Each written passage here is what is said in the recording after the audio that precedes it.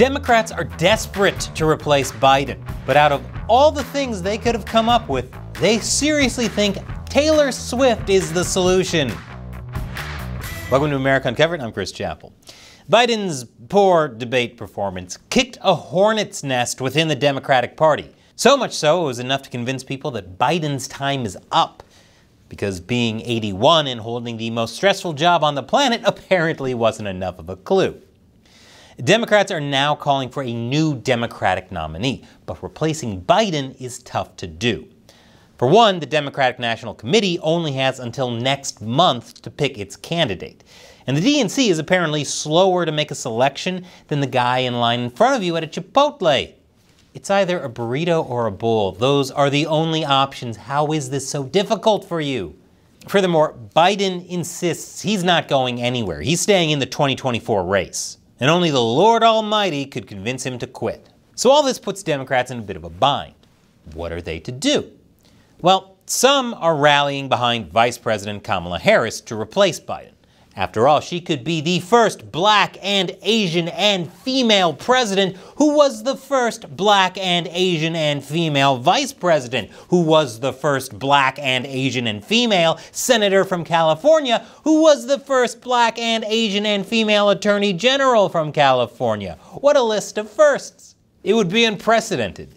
Then again, considering everything that's happened in America since 2016, I wouldn't mind living in some more precedented times. Additionally, according to Democratic strategists, passing over the first black and woman vice president for another candidate would lead to a backlash from black and women voters who are key to any victory. So, is she the one? Is this how we finally find out we're living in a simulation? Honestly, that would be the least surprising thing to happen since 2016. Another idea floating around is to just get Democratic leaders together and make the choice themselves. According to a New York Magazine article, a small group of party leaders, say Biden, Barack Obama, Nancy Pelosi, Chuck Schumer, Hakeem Jeffries, and Jeff O'Malley Dillon, should decide on a new candidate over the next week. The group would present its choice and instruct delegates to ratify the nomination at the convention. Yay! Let's just allow the elites to choose nominees for the most powerful position in the world. If only the US thought of that sooner. Why waste time on these silly elections when democracy can just be decided by powerful people in charge, just like the Founding Fathers envisioned? Yet another fun idea floating around is what Democratic Representative Jim Clyburn, a top Biden ally, calls a mini primary ahead of the Democratic National Convention, if Biden steps aside. A small group of donors, led by Bill Harris, former CEO of Intuit and PayPal, pledged $2 million to help fund presidential debates among potential nominees in a mini primary. Yes, that's exactly what America is clamoring for right now, more debates. But what exactly is a mini primary? What makes it different from a normal primary? Are all the nominees shrunk? That'd be great. Now donors can literally have candidates in their pockets. Oddly enough, Clyburn didn't really elaborate on what he meant when he mentioned a mini primary. A spokesperson clarified that he was responding to a hypothetical question and not trying to restart the nomination contest. He was not calling for a mini primary. Instead, he was explaining the existing process. The congressman fully supports President Biden at the top of the ticket, and it would be irresponsible to report anything otherwise. Yeah, he fully supports Biden. He's just hypothetically thinking out loud of ways to replace him. This is like hypothetically bringing up making your marriage open with your partner. Don't be surprised when it doesn't go over well. All these ideas have one problem in common. They require Biden stepping down, and as I mentioned earlier, that's not something Biden's interested in, unless literally instructed by God. So is there a way to work around it? Well, there's one other idea I haven't mentioned yet for a reason. It's quite peculiar. It's called a blitz primary. Is this where the candidate is decided in an NFL blitz tournament? If only. Then I'd be president. I still remember all the cheat codes. Check out my new channel, Gamers Unbeaten.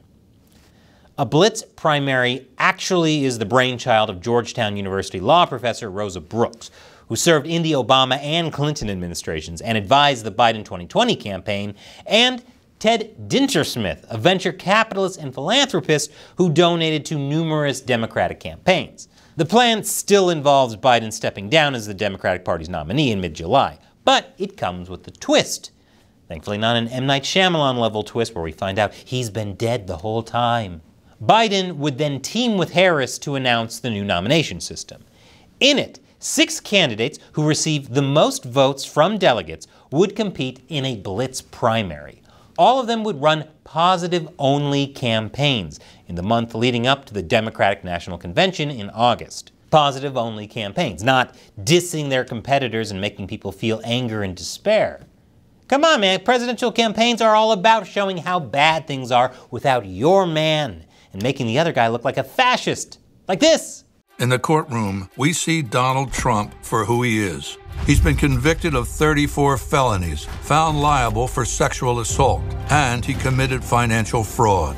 This election is between a convicted criminal who's only out for himself and a president who's fighting for your family. I'm Joe Biden, and I approve this message. Just like the Founding Fathers envisioned. There's more to this than just positive-only campaigns. Get this.